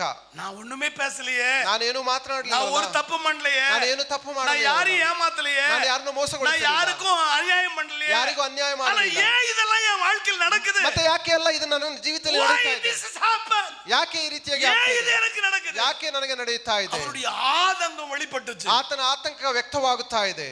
உன் வாழ்க்கையில் இந்த ஆதங்கம் இருக்கா? ನಿನ್ನ ಜೀವಿತದಲ್ಲಿ ಈ ಆತಂಕವಿದೆಯಾ? நண்பர்கள் உன்னை தூசிக்கிறாங்களா? ನಿನ್ನ ಸ್ನೇಹಿತರು ನಿನ್ನ நீ ದೂಷಿಸ್ತಾ ಇದ್ದಾರಾ? நம்புறவங்களை மோசம் பண்றாங்களா? ನೀನು ನಂಬುವಂತರು ನಿನಗೆ ಮೋಸ ಮಾಡ್ತಾ உன்னுடைய ಇದ್ದಾರಾ? கட்ட மனைவியோ புருஷனோ உன் பிள்ளையோ தாத்தாவோ பாட்டியோ அண்ணனோ தம்பியோ தங்கச்சியோ உறவுகளோ உன்னை உதாசனப்படுத்துறாங்களா? ನಿನ್ನ ಹೆಂಡತಿ, ಗಂಡ, ಮಕ್ಕಳು, ನಿನ್ನ ಸ್ನೇಹಿತರು, ನಿನ್ನ ಬಂಧು ಬಾಂಧವರು ನಿನ್ನ ಉದಾಸೀನ ಮಾಡ್ತಾ ಇದ್ದಾರಾ? நீ பெத்தாபராவில் இருக்கிறாய். ನೀನ್ ಬೆತ್ ಬರಾದಲ್ಲಿ ಇದ್ದೀಯಾ? நீ பெத்தாபராவில் ನೀನ್ இருக்கிறாய். ಬೆತ್ ಬರಾದಲ್ಲಿ ಇದ್ದೀಯಾ? பெத்தாபராவில் ನೀನು இருக்கிறாய். ಬೆತ್ ಬರಾದಲ್ಲಿ ಇದೆಯಾ? 36ஆம் அதிகாரத்திலிருந்து 36ನೇ ಅಧ್ಯಾಯದಿಂದ 41 அதிகாரம் வரைக்கும் 41ನೇ ಅಧ್ಯಾಯದವರೆಗೆ இப்போ யோபு அமைதி ஆயிட்டார். ಈಗ ಯೋಬನು ಮೌನವಾಗಿದ್ದಾನೆ. சைலண்ட் ஆயிட்டார். ಮೌನವಾಗಿದ್ದಾನೆ. முதல்ல அங்கலாச்சாரு, ಮೊದಲನೇದಾಗಿ ಅಂಗಲಾಚ್ತಾ ಇದ್ದಾನೆ. இரண்டாவது ஆதங்கப்பட்டாரு, ಎರಡನೇದಾಗಿ ಆತಂಕ ಪಡ್ತಾ ಇದ್ದಾನೆ. மூணாவது keep quiet, silent ஆயிட்டார். ಈಗ ಬಹಳ ಮೌನವಾಗಿ ಇದ್ದಾನೆ. ஏன் தெரியுமா? ಯಾಕೆ ಗೊತ್ತಾ? ஏன் தெரியுமா? ಯಾಕೆ ಗೊತ್ತಾ? ஆண்டவர் சொன்னாரு, ದೇವರು ಹೇಳಿದ್ರು, யோபு ரொம்ப பேசுறப்பா, நீ ಯೋಬ ನೀನು ಬಹಳ ಮಾತನಾಡ್ತೀಯ, ரொம்ப பேசுறப்பா, ನೀನು ತುಂಬಾ ಮಾತನಾಡ್ತಾ ಇದೀಯ, நீ ரொம்ப பேசுற. ನೀನು ತುಂಬಾ ಮಾತನಾಡ್ತಾ ಇದೀಯ. சரி, நீ கேள்வி கேக்குறிய, நான் உன்னை கேட்கட்டுமா கேள்விய? ನೀನು ಪ್ರಶ್ನೆ ಕೇಳ್ತಾ ಇದೆಯಲ್ಲ, ನಾನು ನಿನ್ನ ಪ್ರಶ್ನೆ ಕೇಳಲ್ಲ. யோபு நீ என்ன கேள்வி கேக்குறல்ல, ಯೋಬ ನೀನು ನನ್ನ ಪ್ರಶ್ನೆ ಕೇಳ್ತಾ நான் ಇದೆಯಲ್ಲ, உன்னை கேட்கட்டா? ನಾನು ನಿನ್ನ ಕೇಳಲ್ಲ. நீ என்ன ನೀನೇನ್ ಕೇಳ್ತಾ ಇದೀಯ? ஏன் ஆண்டவர் எனக்கு இந்த கஷ்டத்தை கொடுக்கணும்? ಯಾಕೆ ದೇವರೇ ನನಗೆ ಈ ಕಷ್ಟವನ್ನು ஏன் ಕೊಡ್ತಾ என் ಇದ್ದೀಯ? பிள்ளையை ஆண்டவர் எடுக்கணும்? ಯಾಕೆ ನನ್ನ ಮಕ್ಕಳನ್ನು ஏன் ತೆಗೆದುಕೊಳ್ಳಬೇಕು எனக்கு நஷ்டம் வரணும்? ಯಾಕೆ ನಷ್ಟ ಬರಬೇಕು? எனக்கு ஏன் கஷ்டம் வரணும்? ಯಾಕೆ ನನಗೆ ಕಷ್ಟ நான் ಬರಬೇಕು? நல்லதானே ನಾನು செய்றேன், ಚೆನ್ನಾಗಿ ಮಾಡ್ತಾ ಇದ್ದೇನೆ, நன்மை தானே செய்றேன், ನಾನು ಒಳ್ಳೆಯದನ್ನೇ ಮಾಡ್ತಾ ஏன் ಇದ್ದೇನೆ, ಇದಕ್ಕೆಲ್ಲ வருது? ಯಾಕೆ ಈ ರೀತಿ ಎಲ್ಲ ನೀ ಆಗುತ್ತಾ ಕೇಳ್ಕರ ಇದೆ? ಇಲ್ಲ? ನೀನು ಕೇಳ್ತಾ ಇದೆಯಲ್ಲ, நான் கேட்கட்ட ஒண்ணே, ನಾನು ಕೇಳಲ್ಲ ನಿನ್ನಲ್ಲ. ஆண்டவர் 36ஆம் அதிகாரத்திலிருந்து 41ஆம் அதிகாரம் வரைக்கும் 76 கேள்வியை யோபுவை பார்த்து ஆண்டவர் கேட்டார். 36ನೇ ಅಧ್ಯಾಯದಿಂದ 41ನೇ ಅಧ್ಯಾಯದವರೆಗೆ ದೇವರು ಯೋಬನ ನೋಡಿ, நான் கேட்கட்டுமா கேள்விய? ನಾನು ಪ್ರಶ್ನೆಯನ್ನ ಕೇಳಲ್ಲ. இந்த பூமி அஸ்திபாரப்படுத்தும் போது நீ எங்க இருந்த? ನೀ ಭೂಮಿಯನ್ನು ಅಸ್ತಿವಾರ ಹಾಕುವಾಗ ನೀನು ಎಲ್ಲಿದ್ದೀಯಾ? வெள்ளிய தங்க எங்க விளையும் உனக்கு தெரியுமா? ಚಿನ್ನ ಎಲ್ಲಿ ಬೆಳೆಯುತ್ತದೆ ಎಂಬುದಾಗಿ ಗೊತ್ತಾ ನಿನಗೆ? மான்கள் எப்படி குட்டி போடுறோம் உனக்கு தெரியுமா? ಯಾವ ರೀತಿಯಾಗಿ ಜಿಂಕೆ ಮರಿ ಹಾಕುತ್ತದೆ ಗೊತ್ತಾ ನಿನಗೆ? தாயின் வயிற்றுல பிறக்கிறதுக்கு முந்தி நீ எங்க இருந்த உனக்கு தெரியுமா? ನಿನ್ನ ತಾಯಿಯ ಗರ್ಭದಲ್ಲಿ ನೀನು ಉರುವಾಗುವ ಮುಂಚೆ ನೀನು ಎಲ್ಲಿದ್ದೆ பதில் ಗೊತ್ತಾ? சொல்றியா நீ? ನೀನು ಉತ್ತರವನ್ನು ಹೇಳುತ್ತೀಯಾ? இப்படி ஆண்டவர் யோபுவை பார்த்து 76 கேள்வி கேட்ட உடனே பதில் சொல்ல முடியாம யோபு ಸೈಲೆಂಟ್ ಆಯ್ತು. ಈ ರೀತಿಯಾಗಿ ದೇವರು ಯೋಬನ ಬಳಿಯಲ್ಲಿ 76 ಪ್ರಶ್ನೆಗಳನ್ನ ಕೇಳುವಾಗ ಅದಕ್ಕೆ ಉತ್ತರವನ್ನ ಹೇಳಲಿಕ್ಕೆ ಸಾಧ್ಯವಾಗದೆ ಯೋಬನು ಮೌನವಾಗುತ್ತಾ ಇದ್ದಾನೆ. ಸೈಲೆಂಟ್ ಆಯ್ತು, ಮೌನವಾಗುತ್ತಾ ಇದ್ದಾನೆ, ಸೈಲೆಂಟ್ ಆಯ್ತು. ಮೌನವಾಗುತ್ತಾ ಇದ್ದಾನೆ. உன் வாழ்க்கையில அமைதியா இருக்கிறியா? ನಿನ್ನ ಜೀವಿತದಲ್ಲಿ ಮೌನವಾಗಿದ್ದೀಯಾ? சத்தம் போட்ட ஒரு அனுபவத்துல இருந்து சைலண்டா இருக்கணும்னு தோணுதா? ಶಬ್ದವಾಡುವಂತಹ ಅನುಭವದಿಂದ ಮೌನವಾಗಿರಬೇಕು ಎಂಬುದಾಗಿ ನಿನಗೆ ತೋಚುತ್ತಾ ಇದೆಯಾ? எல்லாருமே கைவிட்ட மாதிரி அமைதியா இருக்குதா? ಎಲ್ಲರೂ ಕೈಬಿಟ್ಟ ರೀತಿಯಲ್ಲಿ ಬಹಳ ಮೌನವಾಗಿದ್ದೀಯಾ? தனிமைப்படுத்தப்பட்ட மாதிரி இருக்கிறியா? ಏಕಾಂತದಲ್ಲಿ ಮಾಡಲ್ಪಟ್ಟ ರೀತಿಯಲ್ಲಿ ಇದ್ದೀಯಾ? இயேசுவுக்கு பேச தெரிந்த ஆண்டவர் பேசாம கூட இருக்க அவருக்கு தெரிந்தது. ಯೇಸುವಿನೊಟ್ಟಿಗೆ ಮಾತನಾಡಿದಂತ ದೇವರು ಮಾತನಾಡಲಿಕ್ಕೆ ಆತನಿಗೆ ಗೊತ್ತಿತ್ತು. உன் வாழ்க்கையில ரொம்ப நிசப்தமா இருக்குதா? ನಿನ್ನ ಜೀವಿತದಲ್ಲಿ ಬಹಳ ನಿಶ್ಶಬ್ದವಾದಂತಹ ಸ್ಥಿತಿ முன்ன எல்லாம் வருவாங்க போவாங்க, இப்ப யாருமே வர்றது இல்லையா? ಮುಂಚೆ ಎಲ್ಲ ಬಹಳವಾಗಿ ಬರ್ತಾ ಇದ್ರು ಹೋಗ್ತಾ ಇದ್ರು, ಈಗ ಯಾರು ಬರ್ತಾ ಇಲ್ಲ. முன்னெல்லாம் விசாரிப்பாங்க, இப்ப யாருமே ஒண்ணு விசாரிக்கலையா? ಮುಂಚೆ ಎಲ್ಲ ಅವರು ವಿಚಾರಿಸ್ತಾ ಇದ್ರು, ಈಗ ಯಾರು ನೀನು ವಿಚಾರಿಸ್ತಾ ಇಲ್ವಾ? தனித்து விடப்பட்டது போல, ಏಕಾಂತದ ಒಂದು ಅನುಭವ, தள்ளி விடப்பட்டது போல, ತಳ್ಳಿ ಬಿಡಲ್ಪಟ್ಟಂತ ಒಂದು ಅನುಭವ, தனிமைப்படுத்தப்பட்டது போல ಏಕಾಂತ ಮಾಡಲ್ಪಟ್ಟಂತ ಒಂದು ಅನುಭವ. நீ இருக்கிறியா? ಆ ರೀತಿಯಾಗಿ ಇದ್ದೀಯಾ? சைலண்டா இருக்கிறேன்னா நீ பெத்தாபராவில பயணிக்கிறேன்னு அர்த்தம். ನೀನು ಮೌನವಾಗಿರುವಂತಹ ಒಂದು ಸ್ಥಿತಿಯಲ್ಲಿ ನೀನು ಬೆತ್ತಬಾರ ಎಂಬುದಾದ ಅರ್ಥವಾಗಿದೆ. அமைதியா இருக்கிறான்னா பெத்தாபரான மறந்துடாத. ನಿನ್ನ ಜೀವಿತದಲ್ಲಿ ದೇವರು ಮೌನವಾಗಿರುವಂತದ್ದಾಗಿದೆ, ನೀನು ಬೆತ್ತಾಬರದಲ್ಲಿ ಇರುವಂತಹ ಅನುಭವವಾಗಿದೆ.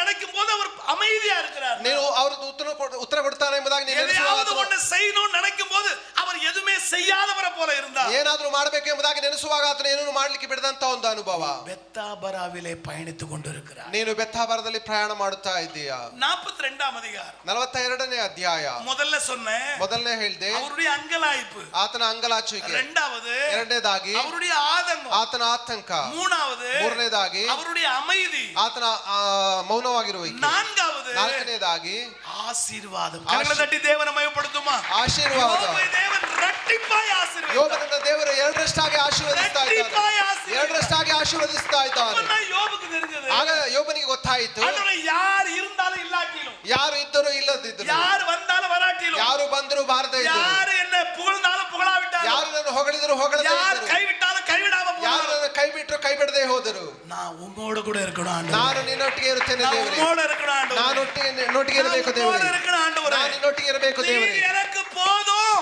ನೀನು ನನಗೆ ಸಾಕು, நீர் எனக்கு போதும். ನೀನು ನನಗೆ ಸಾಕು. ஆசீர்வதிக்கப்பட்ட ಆಶೀರ್ವದಿಸಲ್ಪಡ್ತಾ ಇದೆ. இன்னொரு மனுஷனை நான் சொல்லட்டும். ಇನ್ನೊಂದು ಮನುಷ್ಯ ಕುರಿತಾಗಿ ನಾನು ಹೇಳಲ್ಲ. 3 அதிகாரம் தான் இருக்குது. 3 ಅಧ್ಯಾಯ ಮಾತ್ರ ಇದೆ. ஏறக்குறைய 57 வசனங்கள் இருக்கு. ಹೆಚ್ಚು ಕಡಿಮೆ 57 ವಾಕ್ಯಗಳು. 3 அதிகாரத்துல 3 ಅಧ್ಯಾಯದಲ್ಲಿ முதல் அதிகாரம் ಮೊದಲನೇ ಅಧ್ಯಾಯ ஆதங்கத்தை சொல்லுது. ಆತಂಕವನ್ನ ಹೇಳುತ್ತದೆ. இரண்டாவது அதிகாரம் ಎರಡನೇ ಅಧ್ಯಾಯ ஆசையை சொல்லுது. ಆಸೆಯನ್ನ ಹೇಳುತ್ತದೆ. மூணாவது அதிகாரம் ಮೂರನೇ ಅಧ್ಯಾಯ ஆராதனையை சொல்லுது. ಆರಾಧನೆಯನ್ನ ಹೇಳುತ್ತದೆ. ஆபகுக்கின் புஸ்தகம். ಹಬಕ್ಕೂಕನ ಪುಸ್ತಕ. 3 அதிகாரம் இருக்குது. 3 ಅಧ್ಯಾಯವಿದೆ. இங்க யோபுவை போலதான் இந்த தீர்க்கதரிசி. ಈ ಯೋಬನ ರೀತಿಯಲ್ಲಿ ಈ ಪ್ರವಾದಿಯು ಕೂಡ ஆண்டவரை பார்த்து ஆதங்கப்படுறாரு. ಆ ದೇವರನ್ನು ನೋಡಿ ಆತಂಕ ಪಡ್ತಾ ಇದ್ದ. ஆண்டவரே ஏன் இப்படி நடக்குது? ದೇವರೇ ಯಾಕೆ ಈ ರೀತಿಯಾಗಿ ನಡೆಯುತ್ತಾ ಇದೆ? எதுக்காக இப்படி நடக்குது? ಯಾಕೆ ಇದಕ್ಕೋಸ್ಕರವಾಗಿ ஏன் ನಡೆಯುತ್ತಿದೆ? ஆண்டவரே இத பார்த்துட்டு சும்மா இருக்கிறீங்க? ಯಾಕೆ ಇದನ್ನು ನೋಡಿ ನೀನು ಸುಮ್ಮನೆ ಇದ್ದೀಯಾ? உங்களை ஏமாத்துறவன் நல்லா இருக்கிற மாதிரி தெரியும். ನಾವು ನಿಮ್ಮನ್ನು ಮೋಸ ಮಾಡಿಸುವವನು ಚೆನ್ನಾಗಿರುವ ರೀತಿಯಲ್ಲಿ உங்களுக்கு ತೋರುತ್ತದೆ. துரோகம் பண்ணவன் நல்லா இருக்கிற மாதிரி தெரியும். ನಿಮ್ಮನ್ನು ದ್ರೋಹಪಡಿಸುವವನು ಚೆನ್ನಾಗಿರುವ ರೀತಿಯಲ್ಲಿ ಇರುತ್ತದೆ. நீங்க ஏத்தி விட்டவங்க ஒன்னு அற்பமா நினைக்க மாதிரி தெரியும். ನೀವು ಎತ್ತಿ ಬಿಟ್ಟಂತವರು ಬಹಳವಾಗಿ ಅಲ್ಪವಾಗಿ ನೋಡುತ್ತದೆ.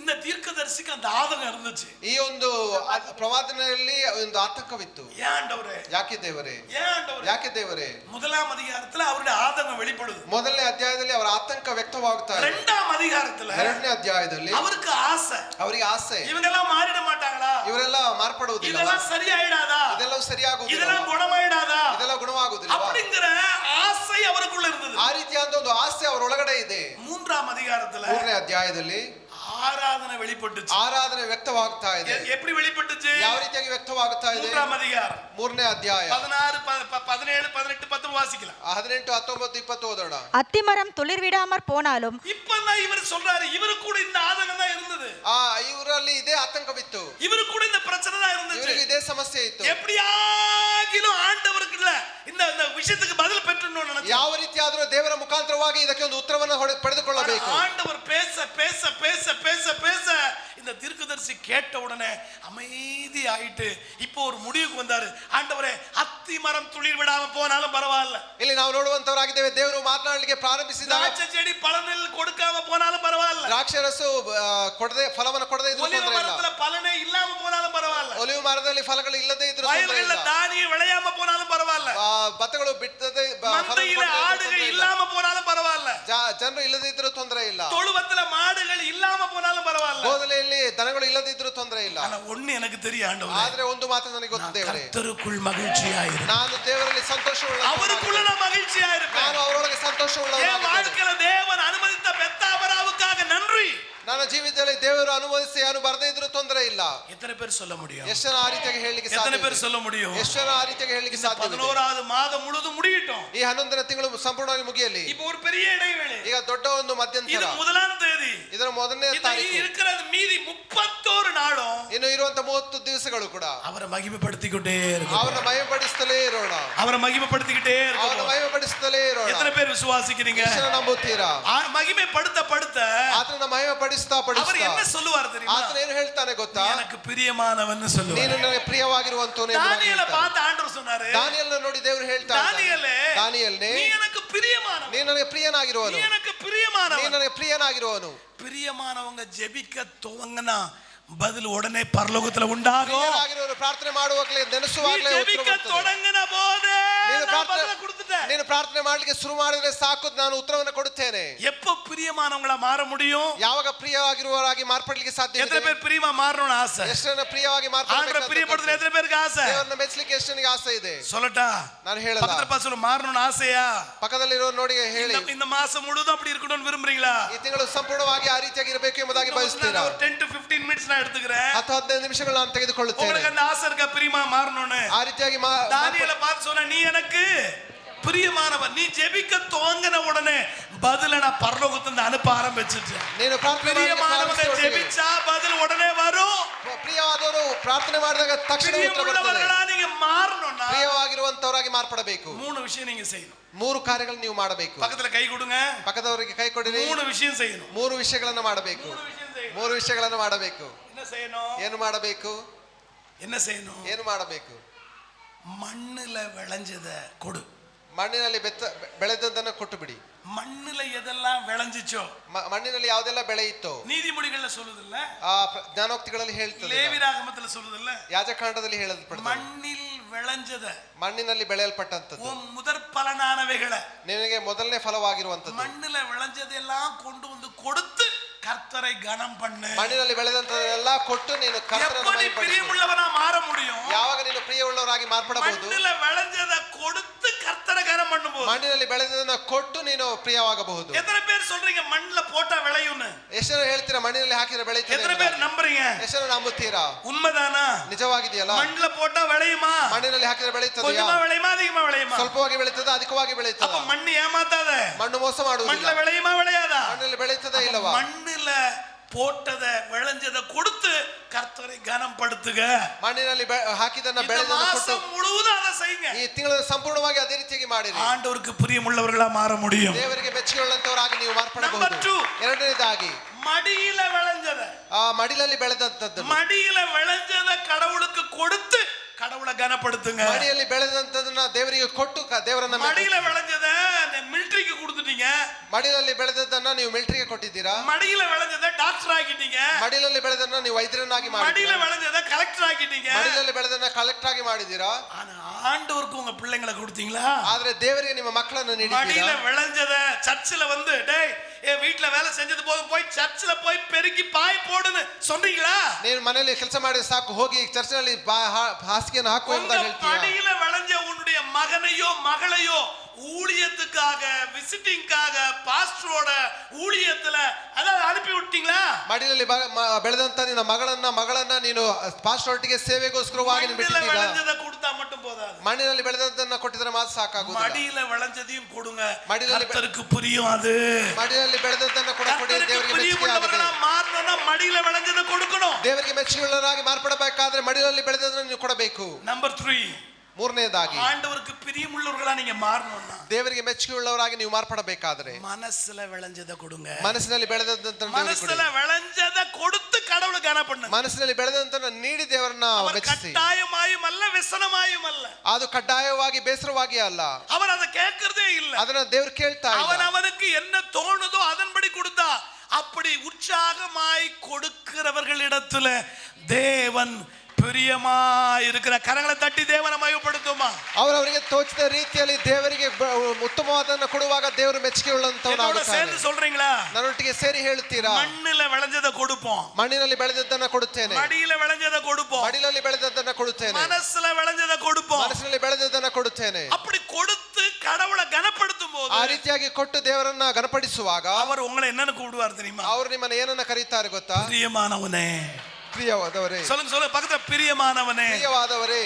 பிரியமானவனே. ಪ್ರಿಯವಾದವರೇ. உடனே நமக்கு ஒரு வசனம் ஞாபகம் வருது தானே? ನಮಗೆ ಒಂದು ವಾಕ್ಯ ನೆನಪಿಗೆ ஆமான்னு ಬರ್ತದೆ. சொல்லுங்க, ஆமான்னு சொல்லுங்க. ಹೌದು ಎಂಬುದಾಗಿ என்ன வசனம் ஞாபகம் வருது? ಯಾವ ವಾಕ್ಯ? 3 யோவான் 2வது வசனம் ஞாபகம் வருது தானே? 3 ಯೋಹಾನ எல்லாரும் மனப்பாடமா சொல்லலாமா? ನಾವೆಲ್ಲರೂ ಹೇಳೋಣ. பிரியமானவனே, ಪ್ರಿಯವಾದವರೇ, உன் ஆத்துமா வாழ்வது போல வாழ்வது நீ எல்லாவற்றிலும் வாழ்ந்து ನೀನು ಎಲ್ಲದರಲ್ಲೂ ಬದುಕಿ சுகமா இருக்கும்படி ಸುಖವಾಗಿರುವಂತೆ வேண்டுகிறேன். ಬೇಡಿಕೊಳ್ಳುತ್ತೇನೆ. இது எல்லாருக்கும் சொல்ற வசனம் இல்ல. ಎಲ್ಲರಿಗೆ ಹೇಳುವಂತ ವಾಕ್ಯವಲ್ಲ. கல்யாணம் ஆனவங்களுக்கு சொன்ன வசனம் இல்ல. ಮದುವೆ ಆದಂತವರಿಗೆ ಹೇಳುವಂತ நீ ವಾಕ್ಯವಲ್ಲ. நினைச்சவங்களுக்கு எல்லாம் சொல்லி வாழ்த்துற வசனம் இது இல்ல. ನೀನು ನೆನೆಸಿದವರಿಗೆಲ್ಲ ಹೇಳುವಂತ ವಾಕ್ಯವಲ್ಲ. முக்கியமானவங்களுக்கு மட்டும்தான் இந்த வசனத்தை சொல்ல முடியும், வாழ்த்த முடியும். ಪ್ರಾಮುಖ್ಯವಾದಂತವರಿಗೆ ಮಾತ್ರ ಈ ವಾಕ್ಯಗಳನ್ನು ಹೇಳಬಹುದು, ಜೀವಿಸಬಹುದು. யாருக்கு இத சொன்னாரு? ಯಾರಿಗೆ ಇದನ್ನ ಹೇಳಿದ್ರು? யோவான் அப்போஸ்தலன். ಯೋಹಾನದ ಅಪೊಸ್ತಲನದು. பைபிள்ல காயு அப்படின்னு ஒருத்தர் இருந்தார். ಬೈಬಲ್ ನಲ್ಲಿ ಕಾಯಿನ್ ಎಂಬುದಾಗಿ ಒಬ್ಬರು ಇದ್ದರು. காயு அப்படின்னு ஒருத்தர் இருந்தார். ಕಾಯು ಎಂಬುದಾಗಿ ಇದ್ದರು. அந்த காயுவை பார்த்து ಆ ಕಾಯುವನ್ನು ನೋಡಿ முதலாவது வசனத்துல, ಮೊದಲನೇ ವಾಕ್ಯದಲ್ಲಿ, இரண்டாவது வசனத்துல, ಎರಡನೇ ವಾಕ್ಯದಲ್ಲಿ, அஞ்சாவது வசனத்துல, ಐದನೇ ವಾಕ್ಯದಲ್ಲಿ, 11வது வசனத்துல, 11ನೇ ವಾಕ್ಯದಲ್ಲಿ யாரா ஒருத்தர் வாசிங்க முதல் வார்த்தை மட்டும். மூப்பனாகிய நான் சத்தியத்தின்படி நேசிக்கிற பிரியமான காயுவுக்கு எழுதுகிறதாவது. இது என்னன்னு சொல்றாரு? பிரியமானவனே. அப்படி பிரியமானவன், ಪ್ರಿಯಮಾನದವನು ಎಂಬುದಾಗಿ ಹೇಳಲ್ಪಡ್ತಾ ಇದೆ. இது இந்த 3ஆம் அதிகாரம் ஒரு போஸ்ட் கார்டு மாதிரி. ಇದು 3ನೇ ವಾಕ್ಯ ಒಂದು ಪೋಸ್ಟ್ ಕಾರ್ಡ್ ನ ರೀತಿಯಲ್ಲಿ. 3ஆம் அதிகாரம் போஸ்ட் கார்டு அவ்வளவுதான். ஒரு 15 வசனம் இருக்கு. 15 ವಾಕ್ಯಗಳಿದೆ ಪೋಸ್ಟ್ ಕಾರ್ಡ್ ನ ರೀತಿಯಲ್ಲಿ. தமிழ்ல 14 வசனம் இருக்குது. ತಮಿಳಿನಲ್ಲಿ 16 ವಾಕ್ಯಗಳಿದೆ. கன்னடாலயும் 14 வசனம் தான் இருக்குது. ಕನ್ನಡದಲ್ಲಿ 14 ஆனா ವಾಕ್ಯಗಳಿದೆ. இங்கிலீஷ்ல அது வந்து 15 வசனம் இருக்கு. ಆದ್ರೆ ಇಂಗ್ಲಿಷ್ ನಲ್ಲಿ 15 ವಾಕ್ಯಗಳಿದೆ. இப்ப அதை எடுத்து வச்சுக்கிறீங்களா எல்லாரும்? ಎಲ್ಲ ತೆಗೆದು ಇಟ್ಟಿದ್ದೀರಾ? எல்லாரும் எடுத்துக்கலாம் என்னோட கூட சேர்ந்து. ಎಲ್ಲರೂ ಕೂಡ ನನ್ನೊಟ್ಟಿಗೆ ತೆಗೆದುಕೊಂಡಿದ್ದೀರಾ? நான் முடிக்கணும்னு விரும்புறேன். ನಾನು ಮುಗಿಸಬೇಕು ಎಂಬುದಾಗಿ எல்லாரும் எடுத்துக்கிறீங்களா? ಎಲ್ಲರೂ ತೆಗೆದುಕೊಂಡಿದ್ದೀರಾ? எல்லாரும் எழுந்திருக்கலாம், எடுத்துக்கிட்டு. ಎಲ್ಲರೂ ಎದ್ದು ನಿಂತುಕೊಳ್ಳೋಣ. எல்லாரும் எடுத்துக்கலாம். ಎಲ್ಲರೂ ಎದ್ದು ನಿಂತುಕೊಳ್ಳೋಣ. இப்போ முதல் வசனத்தை எல்லாரும் சேர்ந்து வாசிக்கலாமா? ಮೊದಲನೇ ವಾಕ್ಯವನ್ನು ನಾವೆಲ್ಲರೂ ಸೇರಿ ಓದೋಣ. நான் தமிழ்ல வாசிக்கிறேன், நீங்க கன்னடால மனசுக்குள்ள வாசிடுங்க. ஓகேவா? சரி. மூப்பனாகிய நான் சத்திய, நீங்க எல்லாரும் தமிழெல்லாம் என் கூட சேர்ந்து வாசிங்க. மூப்பனாகிய நான் சத்தியத்தின்படி நேசிக்கிற பிரியமான காயுக்கு எழுதுகிறதாவது. நீங்க ஒரு எத்தனை பேர் லெட்டர் எழுதுற அனுபவம் இருக்குது? ಎಷ್ಟು ನನಗೆ ಲೆಟರ್ ಬರೆದಂತ ಅನುಭವ ಇದೆ. இப்ப இருக்கிற பிள்ளைகளுக்கு லெட்டரே ஞாபகம் இருக்காது. ಈಗಿರುವಂತ ಮಕ್ಕಳಿಗೆ ಲೆಟರ್ ನೆನಪೇ ಇಲ್ಲ. அப்பெல்லாம் போஸ்ட் கார்டுல நான் எழுதுவோம். ಆ ದಿವಸಗಳಲ್ಲಿ ಪೋಸ್ಟ್ ಕಾರ್ಡ್ ನಲ್ಲಿ ಬರೆಯುತ್ತಿದ್ದೆ. எப்பவுமே பிரியமானவன் ஸ்டார்ட் பண்ண மாட்டோம் பொதுவாவே. ಪ್ರಿಯವಾದವರು ಎಂಬುದಾಗಿ ಪ್ರಾರಂಭಿಸುವುದಿಲ್ಲ. ஆனா இங்க ரைட் ಟ್ರಾನ್ಸ್ಲೇಷನ್ என்ன வரணும்னா, ಇಲ್ಲಿ ಸರಿಯಾದ ಒಂದು ಟ್ರಾನ್ಸ್ಲೇಷನ್ ಏನು என்ன ಬರಬೇಕಂದ್ರೆ, எழுதி இருந்தா ಕರೆಕ್ಟಾ இருக்கும்னா, ಏನು ಬರೆದಿದ್ರೆ ಸರಿಯಾಗಿರುತ್ತಿತ್ತು. ನಾವು எப்படி ஆரம்பிப்போம் கடிதத்தை? ಯಾವ ರೀತಿಯಾಗಿ ನಾವು ಪ್ರಾರಂಭಿಸ್ತೇವೆ? அன்புள்ள அம்மாவுக்கு. ಪ್ರೀತಿಯ ತಾಯಿಯವರಿಗೆ, அன்புள்ள அண்ணனுக்கு, ಪ್ರೀತಿಯ ಅಣ್ಣನಿಗೆ, அன்புள்ள அக்காவுக்கு, ಪ್ರೀತಿಯ ಅಕ್ಕನಿಗೆ, அன்புள்ள நண்பனுக்கு. ಪ್ರೀತಿಯ ಸ್ನೇಹಿತನಿಗೆ, இப்ப பக்கத்துல பார்த்து சொல்லுங்க, அன்புள்ள. ಪ್ರೀತಿಯ, அவங்க பேரை சொல்லுங்க. ಅವರ ಹೆಸರು ಹೇಳಿರಿ. காயுகா, அவங்க பேரை சொல்லுங்க. ನಿಮ್ಮ ಪಕ್ಕದಲ್ಲಿರೋರ ಹೆಸರುಗಳನ್ನು ಹೇಳಿ. அவங்க சொன்னவனே உங்களை அவங்க பார்த்து சொல்லட்டும். ಅವರು ಹೇಳಿದ ನಂತರ ನೀವು ಅವ್ರನ್ನ ನೋಡಿ ಹೇಳಿರಿ. சத்தியமா உங்க பாஸ்டர் பேரை தவிர எனக்கு வேற யார் பேரும் தெரியாது. சொல்லுங்க. அன்புள்ள ಪ್ರೀತಿಯ பேரு என்ன? அன்புள்ள ஜான்சனுக்கு. இப்ப சொல்லுங்க, எல்லாரும் சொல்லுங்க. அன்புள்ள ಪ್ರೀತಿಯ ஜான்சனுக்கு. என் பேர் தெரியுமா தெரியாதா? எப்பா நான் என்ன பண்றது வந்து இவ்வளோ சொல்லியும் சரி, ஓகே ஜுட். சரி, இப்போ இப்படி எப்படி எழுதணும்? இந்த லெட்டரை எப்படி எழுதியிருக்கணும்? அன்புள்ள காயுவுக்கு. பாருங்க, அன்புள்ள காயுவுக்கு. சரி, இப்போ 2ஆம் வசனத்தினுடைய முதல் பகுதி பாருங்க, பிரியமானவனே இருக்குதா இல்லையா? சரி, 5ஆம் வசனம் பிரியமானவனே, 11ஆவது வசனம் இந்த ஒரு போஸ்ட் கார்டுல 4 இடத்துல பிரியமானவனே பிரியமானவனே பிரியமானவனே பிரியமானவனே எழுதிருக்கு. ಈ ಒಂದು ಅಧ್ಯಾಯದ ಪೋಸ್ಟ್ ಕಾರ್ಡ್ ನಲ್ಲಿ 4 ಕಡೆಗಳಲ್ಲಿ ಪ್ರಿಯನೇ ಪ್ರಿಯನೇ ಪ್ರಿಯನೇ ಪ್ರಿಯನೇ ಎಂಬುದಾಗಿ ಬರೆಯಲ್ಪಟ್ಟಿದೆ. எல்லாரையும் அப்படி பிரியமானவனேன்னு சொல்லிட முடியாது. ಎಲ್ಲರಿಗೂ ಪ್ರಿಯನೇ ಎಂಬುದಾಗಿ ಹೇಳಲಿಕ್ಕೆ ಸಾಧ್ಯವಿಲ್ಲ. தானியேலை பார்த்து ஆண்டவர் சொன்னார் பிரியமானவனே. ದಾನಿಯೇಲನ ನೋಡಿ ದೇವರು ಹೇಳ್ತಾ ಇದ್ದಾನೆ ಪ್ರಿಯನೇ ಎಂಬುದಾಗಿ. ಯೇಸು ಕ್ರಿಸ್ತುவை பார்த்து இவர் என்னுடைய நேசகுமாரன், இவரில் நான் பிரியமாய் இருக்கிறேன் என்றார். ಯೇಸು ಸ್ವಾಮಿನ ನೋಡಿ ದೇವರು ಹೇಳ್ತಾ ಇದ್ದಾನೆ, ಈತ ನನಗೆ ಪ್ರಿಯನಾಗಿರೋನು, ಈತ ನನ್ನ ನೆಚ್ಚಿನ ಮಗನು ಎಂಬುದಾಗಿ. யோவான் அப்போஸ்தலன் இவரை பார்த்து, காயுவை பார்த்து, நீ என் பிரியமானவன் சொல்ற. ಅಪೊಸ್ತಲನಾದ ಯೋಹಾನನು ಗಾಯನ ನೋಡಿ ಹೇಳ್ತಾ ಇದ್ದಾನೆ, ನನ್ನ ಪ್ರಿಯನು ಎಂಬುದಾಗಿ. ஏன் பிரியமானவன் சொன்னாரு? ಯಾಕೆ ಪ್ರಿಯನು ಎಂಬುದಾಗಿ ಹೇಳ್ತಾ ಇದ್ದಾರೆ? நீங்க அந்த 10வது வசனத்தை நீங்க வாசித்தீங்கன்னா, 10ನೇ ವಾಕ್ಯದಲ್ಲಿ ನಾವು ಓದುವಾಗ, நான் சபைக்கு எழுதினேன். ನಾನು ಸಭೆಗೆ ಬರೆದಿದ್ದೇನೆ. இந்த நிருபங்கள் எல்லாம் சபைக்கு எழுதப்பட்டது. ಇದೆಲ್ಲವೂ ಕೂಡ ಸಭೆಗೆ ಬರೆಯಲ್ಪಟ್ಟಿದೆ. ஆனாலும் அவர்களில் முதன்மையாயிருக்க விரும்புகிற தியோத்திரேப்பு எங்களை ஏற்றுக்கொள்ளவில்லை. ಆದರೂ ಕೂಡ ಸಭೆಯಲ್ಲಿ ಪ್ರಮುಖರಾಗಿರಬೇಕಂದ್ರೆ ದಿಯೋತ್ರೇಪನು ನಮ್ಮನ್ನು சபையில ಅಂಗೀಕರಿಸಲಿಲ್ಲ. தியோத்திரேப்புன்னு ஒருத்தர் இருந்தாரு. ಸಭೆಯಲ್ಲಿ ದಿಯೋತ್ರೇಪನು ಎಂಬುದಾಗಿ ಒಬ್ಬರು சபையில ಇದ್ದರು. எல்லாத்துலயும் முதல்ல இருக்கணும்னு விரும்பினாரு. ಸಭೆಯಲ್ಲಿ ಎಲ್ಲರೂ ಮೊದಲನೇದಾಗಿರಬೇಕು. யாராவது வந்து அவங்களை ஏத்துக்கிடல, ಯಾರು ಬಂದ್ರೆ ಅವ್ರನ್ನ ಅಂಗೀಕರಿಸುವುದಿಲ್ಲ, சரியா விசாரிக்கிறது இல்ல, ಸರಿಯಾಗಿ ವಿಚಾರಣೆ ಮಾಡುವುದಿಲ್ಲ, அவங்களை கனப்படுத்துறது இல்ல. ಅವರನ್ನ ಘನಪಡಿಸುವುದಿಲ್ಲ. இப்படி இருந்ததுனால ಈ ರೀತಿಯಾಗಿ ಇದ್ದದ್ದರಿಂದ தியோத்திரேப்பு பேர் நிறைய பேர் சபையில எழுந்தாங்க. ದೇವಪ್ರೇತನು ಅನೇಕರು ಸಭೆಯನ್ನು ಬಿಟ್ಟರು. ஆனா அதே சபையில ಅದೇ ಸಭೆಯಲ್ಲಿ 12வது வசனம், 12ನೇ ವಾಕ್ಯ, தேமேத்ரியு ಅಲ್ಲಿ ದೇಮೇತ್ರಿ அவர்களை ஏற்றுக்கொண்டவன், ಅವರನ್ನ ಅಂಗೀಕರಿಸಿದವರು, கனப்படுத்தினவன், ಘನಪಡಿಸಿದವರು, உபசரித்தவன், ಉಪಚಾರ ಮಾಡಿದವರು, உபகாரம் செய்தவன், ಉಪಕಾರ ಮಾಡಿದಂತವರು, இப்படி செய்த தேமேத்ரியு இருந்தாரு. ಈ ರೀತಿಯಾಗಿ ಮಾಡಿದಂತ ದೇಮೇತ್ರಿ இவங்க எல்லாருக்கும் மத்தியில உயர்ந்த இடத்துல காயு என்கிற ஒரு தேவ மனுஷன் இருந்தார். ಇವರ ಎಲ್ಲರ ಮಧ್ಯದಲ್ಲಿ ಉನ್ನತವಾದಂತ ಗಾಯನು ಎಂಬುದಂತ ಸಹೋದರನು இந்த காயு ஊழியத்துக்கும் ஊழியருக்கும் சபைக்கும் சபையினுடைய தேவைகளுக்கும் கொடுக்கிறவராக இருந்தார். ಈ ಗಾಯನು ಸೇವೆಗೆ, ಸೇವಕರಿಗೆ, ಅದೇ ರೀತಿಯಾಗಿ ಸಭೆಗೆ ಎಲ್ಲದಕ್ಕೂ ಕೊಡುವಂತವನಾಗಿದ್ದನು. மண்ணில் விளைஞ்சதை அவர் கொடுத்தாரு, ಮಣ್ಣಿನಲ್ಲಿ ಬೆಳೆದದ್ದನ್ನು ಕೊಟ್ಟರು, மடியில விளைஞ்சதை கொடுக்க ಮಣ್ಣಿನಲ್ಲಿ ಬೆಳೆದದ್ದನ್ನು ಕೊಟ್ಟರು, மனசுல விளைஞ்சதை கொடுத்து கடவுளை கனப்படுத்தினார். ಮನಸ್ಸಿನಲ್ಲಿ ಬೆಳೆದದ್ದನ್ನು ಕೊಟ್ಟು ದೇವರನ್ನು ಘನಪಡಿಸಿದನು. யோவான் இவரை பார்த்து பிரியமானவனே என்று சொன்னார். ಆದ್ದರಿಂದ ಯೋಹಾನನು ಇವನನ್ನು ನೋಡಿ ಪ್ರಿಯನೇ ಎಂಬುದಾಗಿ ಹೇಳ್ತಾ ಇದ್ದಾನೆ. எத்தனை பேர் பிரியமானவங்களா மாறணும்னு விரும்புறீங்க? ಎಷ್ಟರು ಪ್ರಿಯರಾಗಿ ಮಾರ್ಪಡಬೇಕು ಎಂಬುದಾಗಿ நீங்க 1 ಬಯಸುತ್ತಾರೆ. கொரிந்தியர் 10ஆம் அதிகாரத்தை நீங்க இப்ப வாசிக்க வேண்டாம், எடுத்தீங்கன்னா 1 ಕೊರಿಂಥ 10ನೇ ಅಧ್ಯಾಯವನ್ನು ನಾವು ತೆಗೆದುಕೊಳ್ಳುವುದಾದರೆ, அங்க ஆண்டவர் சொன்னாரு, ಅಲ್ಲಿ ದೇವರು ಹೇಳ್ತಾ ಇದ್ದಾನೆ, ஒரே மேகத்தின் கீழாக ஞானஸ்நானம் எடுத்தாங்க. ಒಂದೇ ಮೇಘದ ಕೆಳಗಡೆ ದೀಕ್ಷಾಸ್ನಾನವನ್ನು ತೆಗೆದುಕೊಂಡರು. போஜனத்தை மன்னாவை அவங்க சாப்பிட்டாங்க. ಅಲ್ಲಿ ಮನ್ನವನ್ನು ಅವರು ತಿಂದರು. கண்மலையிலிருந்து புறப்பட்ட தண்ணியை குடிச்சாங்க. ಆ ಬಂಡೆಯಿಂದ ಬಂದಂತ ನೀರನ್ನ ಕುಡಿದರು. ஆகிலும் அவர்களில் அநேகரிடத்துல தேவன் பிரியமாய் இருந்ததில்லை. ಆದರೂ ಕೂಡ ಅವರಲ್ಲಿ ಅನೇಕರಲ್ಲಿ ದೇವರನ್ನು ಮೆಚ್ಚಲಿಲ್ಲ ಎಂಬುದಾಗಿ. யாருகிட்ட அவர் பிரியமா இருக்கிறாரு? ಯಾರೊಟ್ಟಿಗೆ ಆತನು ಪ್ರಿಯನಾಗಿರುತ್ತಾನೆ? உற்சாகமாய் கொடுத்தவர்களிடத்துல, ಉತ್ಸಾಹವಾಗಿ ಕೊಡುವಂತವರಿಗೆ, தேவனை உயர்த்தினவர்களிடத்துல, ದೇವರನ್ನ தேவனை ஆராதித்தவர்களிடத்துல. ದೇವರನ್ನು ಆರಾಧಿಸುವಂತವರು. அதனால்தான் இங்க ஆபகுக் ஆராதனை செய்ய ஆரம்பிச்சார். ಆದ್ದರಿಂದ ಹಬಕ್ಕೂಕನಲ್ಲಿ ಆರಾಧನೆ ಮಾಡಲಿಕ್ಕೆ எது ಪ್ರಾರಂಭಿಸ್ತಾ ಇದ್ದಾನೆ. இருந்தாலும் ಇಲ್ಲಾட்டிலும் ನೀರ್ எனக்கு போதும் ಆண்டವರೇ. ಏನು ಇದ್ರು ಇಲ್ಲದಿದ್ರು ದೇವರೇ ನೀನು யோபு ನನಗೆ சொன்னாரு, ಸಾಕು. எது இருந்தாலும் இல்லாட்டி நீங்க எனக்கு போதும் ஆண்டவரೇ. ಯೋಬರು ಹೇಳಿದ್ರು, ನನಗೆ ಏನು ಇದ್ರು ಇಲ್ಲದಿದ್ರು ನೀನು ಸಾಕು ದೇವರೇ. அவருக்கு பிரியமுள்ளவர்களா அந்த மாதம் முழுவதும் மாறுங்க. ಈ ತಿಂಗಳ ಸಂಪೂರ್ಣ ದಿವಸದಲ್ಲಿ ಆತನಿಗೆ ಪ್ರಿಯನಾಗಿ ನಾವು ಮಾರ್ಪಡೋಣ. பெத்தாபராவிலிருந்து மீண்டும் திரும்பಿ வருவார். ಬೇತಾಬರದಿಂದ ಮತ್ತೆ ತಿರುಗಿ ಬರುತ್ತಾನೆ. மரித்த லாசருவை உயிரோட எழுப்புவார். உன் பிரச்சனைகளுக்கு ஒரு முடிவு உண்டாகும். ಸಮಸ್ಯೆಗಳಿಗೆ ಒಂದು ಕೊನೆ செத்து ಇರುತ್ತದೆ. போயிருச்சு நீ மறந்து போனதை மீண்டும் உயிர்ப்பித்து உனக்கு கொடுப்பார். ಸತ್ತು ಹೋಗಿರೋದನ್ನ ಮರೆ ಮಾಡಿ ನಿನ್ನ ಮತ್ತೆ ಪುನರುತ್ಥಾನ ಮಾಡುವಂತವನಾಗಿದ್ದಾನೆ. கண்களை மூடி எல்லாரும் கரங்களை உயர்த்தி ನಾವು ಕಣ್ಣುಗಳನ್ನು ಮುಚ್ಚಿ ಕರಗಳನ್ನ ಮೇಲಕ್ಕೆ ಎತ್ತಿ கண்களை மூடி எல்லாரும் ஸ்தோத்திரம் பண்ணலாமா? ನಾವು ಕಣ್ಣುಗಳನ್ನು ಮುಚ್ಚಿ ಎಲ್ಲ ಸ್ತೋತ್ರ ಮಾಡೋಣ. பெத்தாபராவின் அனுபவத்தை நீர் எங்களுக்கு தந்ததுக்காக நன்றி. ಬೆತ್ತಾಬರದ ಅನುಭವ ನನಗೆ ನೀಡಿರುವುದಕ್ಕಾಗಿ எல்லாரும் கொஞ்ச நேரம் நம்ம ஸ்தோத்திரம் பண்ணலாம். ನಾವೆಲ್ಲದಕ್ಕೂ ಸ್ತೋತ್ರ ಮಾಡೋಣ.